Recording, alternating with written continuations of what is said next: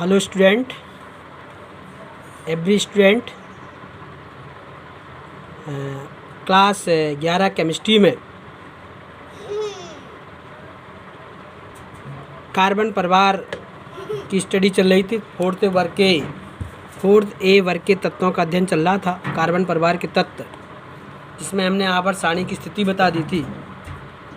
आज पढ़ेंगे उसमें कार्बन का असंगत व्यवहार।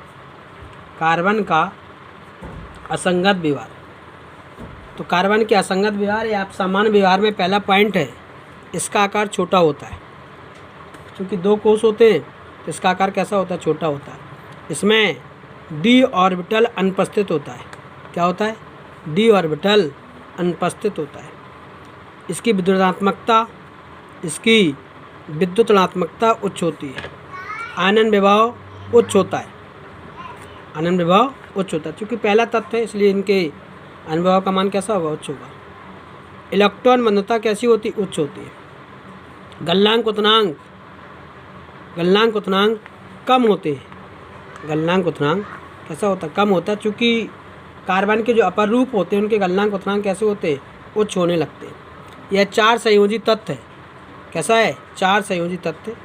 बाकी सभी तत्व की संयोजकता परिवर्ती होती है, लेकिन कार्बन 4 संयोजी तत्व है।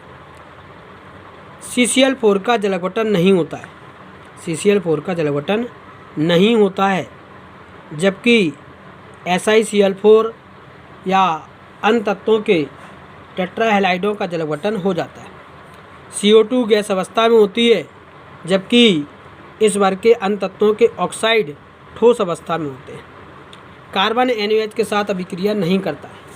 कार्बन NaOH के साथ अभिक्रिया नहीं करता, जबकि अन्य तत्व NaOH के साथ अभिक्रिया करके भिन्न भिन्न प्रकार के यौगिक बनाते हैं। कार्बन में मल्टी बॉन्ड बनाने की प्रवृत्ति होती है। कार्बन में मल्टी बॉन्ड बनाने की प्रवृत्ति होती है, क्योंकि उसमें पाई यानी कि पाई अतिव्यापन होता है। पाई अतिव्यापन यानी कि इसमें क्या बनता है? पाई बॉन्ड बनता है।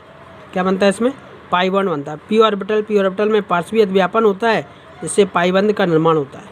क्या होता है? पाई बंध का निर्माण होता है, जिससे यह मल्टी बॉन्ड बनाने की प्रवृत्ति होती है। 11वां पॉइंट है, इसमें चेन श्रृंखलन का गुण सबसे अधिक पाया जाता है।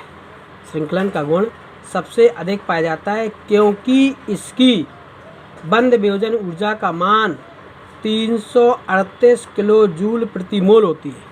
348 किलो जूल प्रति मोल होती है। बंध वियोजन ऊर्जा का मान सबसे अधिक होने के कारण इसमें श्रृंखलन का गुण सबसे अधिक पाया जाता है। क्या पाया जाता है? श्रृंखलन का गुण सबसे अधिक पाया जाता है। इसमें क्वेश्चन आता है कि बहुत ही इम्पोर्टेंट क्वेश्चन है, बहुत अच्छा क्वेश्चन है कि क्या कारण है कार्बन डाइऑक्साइड गैसीय अवस्था में होती है, जबकि SiO2 ठोस अवस्था में होता है। यानी कि जो बालू होती है, बालू SiO2 कहलाती है, क्वार्टज कहलाती है, कि किस अवस्था में होती है? ठोस अवस्था में होती है। क्या होती है? ठोस अवस्था में होती है। तो आप देखें, इसका आंसर देखें। कार्बन डाइऑक्साइड जो है, कार्बन डाइऑक्साइड में कार्बन और ऑक्सीजन द्विबंध के द्वारा बंधे होते हैं, जिससे इसकी संरचना कैसी होती है? रेखीय होती है, और इसमें sp2 संकरण पाया जाता है, जिसका बंध कोण 180 अंश का होता है। इसमें कार्बन और ऑक्सीजन के बीच दुर्बल वान डर वाल्स बल उपस्थित होता है। दुर्बल वान डर वाल्स बल उपस्थित होता है, जिसके कारण कार्बन डाइऑक्साइड गैसीय अवस्था में होती है। जबकि SiO2 की संरचना चतुष्फलकी होती है। कैसी होती है? चतुष्फलकी होती है। उसमें Si परमाणु 4 ऑक्सीजन परमाणु से आपस में बंधा रहता है, जिससे उसकी संरचना कैसी होती है? चतुष्फलकी होती है, और इसका संकरण sp3 पाया जाता है। क्या पाया जाता है? इसमें संकरण sp3, तथा इसमें बंध कोण 120 अंश का होता है। इसमें सिलिकॉन परमाणु से ऑक्सीजन परमाणु प्रबल सहसंयोजक बंध के द्वारा बंधे होते हैं, जिसके कारण SiO2 ठोस अवस्था में होती है। SiO2 किस अवस्था में होती है? ठोस अवस्था में होती है, और CO2 गैस अवस्था में होता है। CO2 किस अवस्था में होता है? गैस अवस्था में होता है। देखिए बेटा अगला क्वेश्चन, क्या कारण है CCl4 का जलगठन नहीं होता है जबकि SiCl4 का जलगठन होता है? अच्छा क्वेश्चन है, कंपटीशन का अच्छा क्वेश्चन है। तो आपको पता है कि कार्बन का परमाणु क्रमांक 6 होता है, कार्बन का परमाणु क्रमांक 6 होता है, जिसके कारण कार्बन चतुस्संयोजक होता है।